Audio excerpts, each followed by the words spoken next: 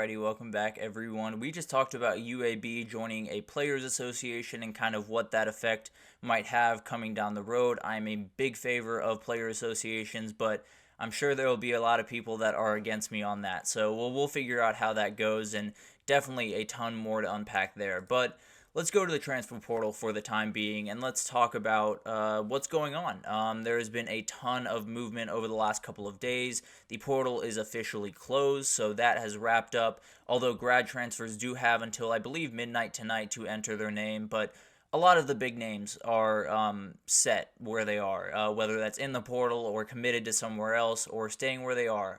But there are a couple of teams that came out a little bit unscathed. Mainly, I believe Georgia didn't have really much of anyone leave that was super important.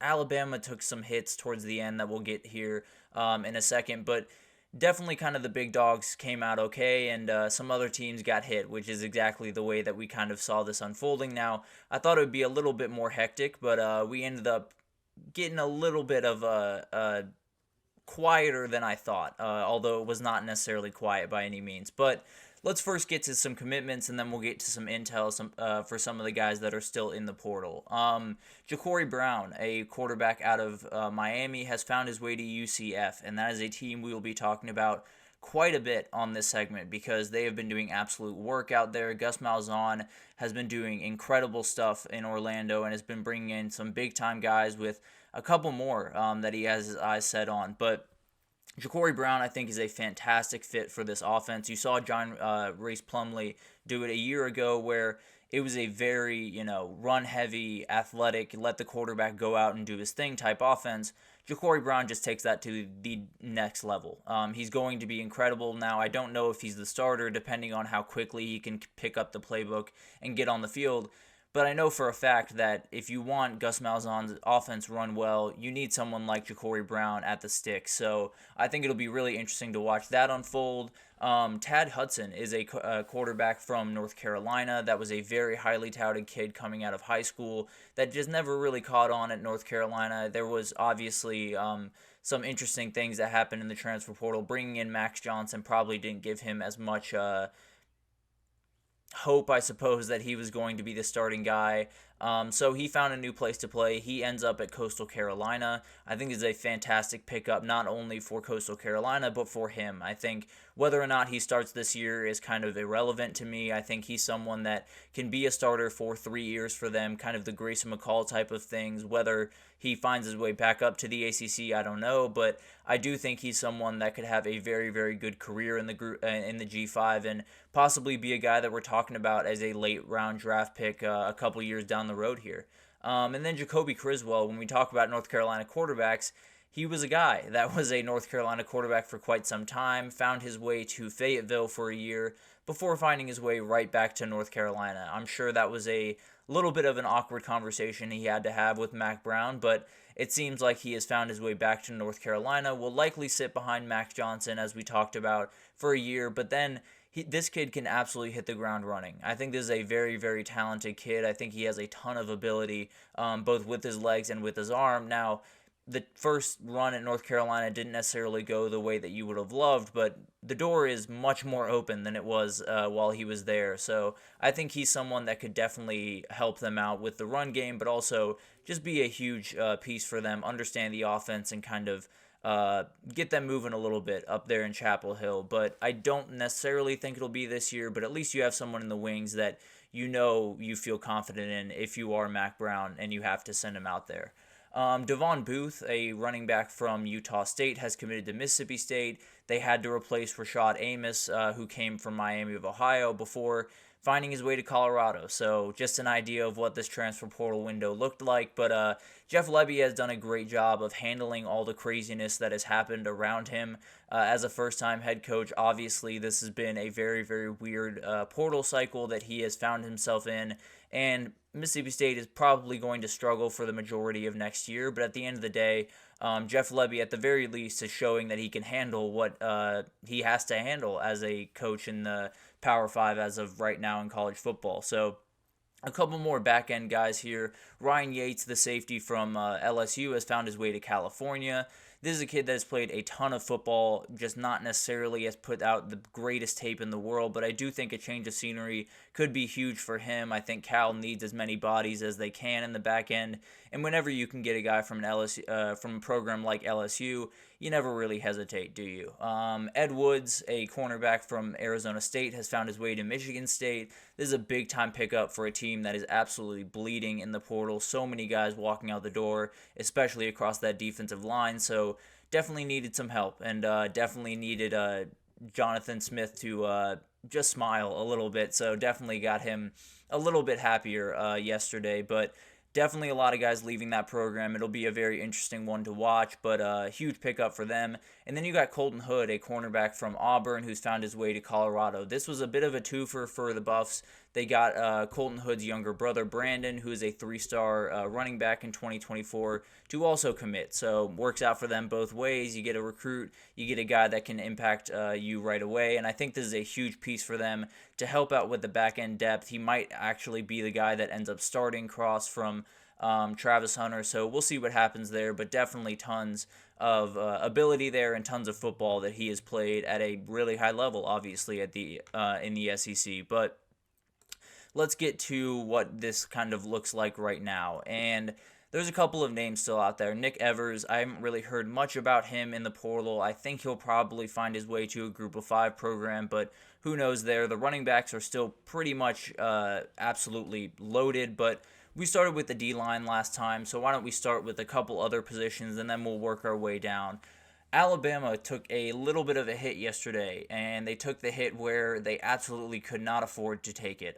Peyton Woodyard is a very, very talented safety who was coming out of the 2024 class, was there for about 3 months, I guess, and then has found his way out of the program. I guess he gave, the new regime a chance to see what it was like. It wasn't for him, so he's finding a new place to play. It looks like Oregon is the massive leader there, definitely will be the team to beat, and I think this would be a huge pickup for him, Dan Lanning, that is, and Oregon. I think this would be a guy that could be a 3-year starter for your program and kind of command that defense on the back end. Not sure if he'll start his first year, but can definitely help them out down the road and be a huge part of that defense going forward. And then they also had Tony Mitchell find his way into the portal. This is probably the bigger of the two just because Tony Mitchell has a little bit more football under his belt and has a little bit more understanding of the defense, but this is a big hit. I'm not sure exactly where he's leaning right now. I think there's a number of schools that will be after him. I think Texas is one to watch with this one because they need some help on that back end, and Tony Mitchell is a very, very talented player. But we'll see what happens there. I think that's a tough loss for a position group and a position room that has already been gutted pretty good. Obviously lost a ton of guys to the portal, lost 3 guys to the NFL, so it's been tough for the new DB coach over there, Maurice Lindquist, but they still have some guys in there that can absolutely give them some good snaps. They just are a little bit thinner than they're used to being. And I talked about Texas with Tony Mitchell possibly. The reason for that is Terrence Brooks has found his way out the door, a very talented corner from Texas, started for them last year, had a little bit of a tough moment in the spring game where Arch Manning had that deep ball to start his day, but it looks like UTSA is the team that's kind of emerging as the possibility for his next stop. This would be a very interesting situation, but I think it's something that could be happening more and more when you look around college football. This is a talented kid that absolutely could go to a Power 5 school. I have no doubt in my mind that there is someone in the Power 5 that would love to get this kid's services. The question is, if he gets on that if he gets to that program, he has to learn the defense. Would he be a starter right away? And would that team have the ability to play the number of games that UTSA could possibly play, right?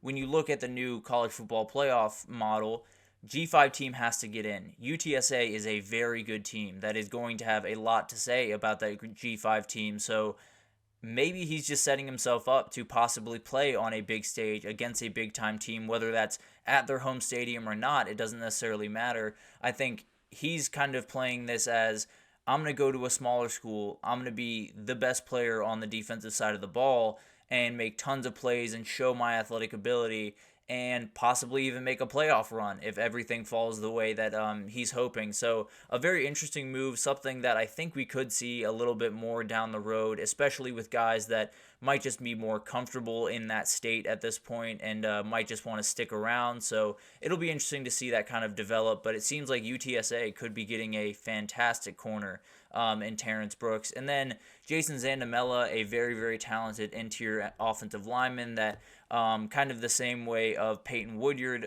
from Bama was on campus in USC for about 3 months before finding his way out. It seems like this is a Florida UCF battle. I believe he is a Florida kid, so that makes total sense. I would lean towards Florida to win this one out, but UCF has been pulling off some stuff on the portal trail that I'm not going to put anything by him by any means. I mean, one of the big things that I've seen develop over the last couple of days, Penny Boone, the very talented kid out of Toledo who seemed like he was going to Kentucky. It was all but signed that he was going to Kentucky. And then some academic things happened where he wasn't going to be able to transfer enough credit hours for it to make sense and for him to graduate on time. So he's finding his way somewhere else. And it seems like UCF might be the leader there as well. And if you had Penny Boone and Ja'Cory Brown in in the same backfield and you had a run game with them, it would be really, really tough to guard. I'll be honest with you. That would be an absolutely nasty read option that would have DNs and linebackers confused day in and day out. But then finally, for everyone but the D linemen, Takario Davis has been a big-time name in this portal for quite some time. In fact, I still have his name on here. It should not be on here. He is someone that has decided to stay put in Arizona. Dwayne Aquina, the defensive coordinator there, was very, very optimistic that this would be the case, and it officially is. A huge, huge thing for Arizona because they were bleeding a little bit in the portal, especially on the defensive side of the ball, so bringing back someone like Davis is absolutely huge for them. But let's get over to the D linemen, and let's start with the edge. Tyler Barron is someone to watch over the next couple of weeks, a guy that was at Tennessee, committed to Ole Miss, then decommitted, found his way to Louisville, now is back in the portal and is finding his way somewhere else. And it seems like the three teams to watch here are Miami, Ole Miss is back in the conversation, and then USC. I'm a little bit shocked that Ole Miss has decided to get back in that recruitment, but it seems like Miami might have the inside track here, but USC, I believe a visit is coming up for them pretty soon. So definitely one to watch. Guy could be an absolute game changer, especially for a team like USC that needs as much help on the defensive line as possible. And they're hoping to get it on the interior as well. Derek Harmon is a guy from Michigan State, one of the many guys that has found their way out of Michigan State, especially at that D-line position. And it looks like he is kind of zeroing in on USC and Colorado. There have been teams like Oregon, Ohio State, Florida State, LSU, Miami were all kind of pushing for him, but it doesn't seem like those are catching up a lot of steam. So USC or Colorado feel like the team to watch. If you paired him with Bear Alexander at USC, that's a pretty disgusting duo. I'll be totally honest with you. That could totally transform that defense and at least make them very stout against the run, which would be a huge plus for this defense and definitely would give them a massive leg up on where they were a year ago. So that's one that USC really needs to buckle down and hopefully get a commitment there. And then Dominic Williams, probably the biggest defensive tackle that is still on the board. Someone that we've talked about a little bit. It seems like it's a Texas OU battle, but LSU is pushing late very, very aggressively. Bo Davis needs someone in that interior that is going to be a big-time player. And Dominic Williams is a NFL-level talent. He is someone that can absolutely turn into a remarkable player at that position. I would still lean Texas as of right this second, but who knows? This could go any number of directions, and I think that his commitment is coming down the barrel here pretty soon. It could be even today, so we will update you on that probably tomorrow with some type of short or something, but if that does end up happening. But definitely a guy to watch, probably the most highly sought-after guy in the entire portal right now, if I had to imagine. So tons going on. The portal has been absolutely insane. Not necessarily the craziness that I envision, but still plenty to go on, still plenty to unpack, and a couple of teams got hit very, very hard. Obviously, Michigan State, Colorado have been two teams that it feels like we're talking about a ton, Miami is a team that feels like they upgraded. UCF is kind of in the process of doing that as well. Tons of other teams have picked up guys here and there that will be very, very helpful. Another one that I want to talk about, actually, Elijah Badger. Seems like Florida is picking up steam more and more there. If they add him, I think him and Trey Wilson, would be a just remarkable duo for Graham Merton. Would make that Florida team even more interesting, which we'll get into probably on the next Spotlight Wednesday. But for this Spotlight Wednesday, we are going to talk about the Nebraska Cornhuskers. And there is so much going on around that program. There is so much pressure around that program. Let's be totally honest with each other. There is a lot of intense pressure around Matt Rule, around this team as a whole, but especially around Dylan Raiola. So I wanted to get to all of that, kind of unpack what I expect from Dylan Raiola, this offense, this defense, and how they're shaping up to be maybe a better team than people are prepared for Nebraska to be. But we'll get to all that right after this, so stick with us.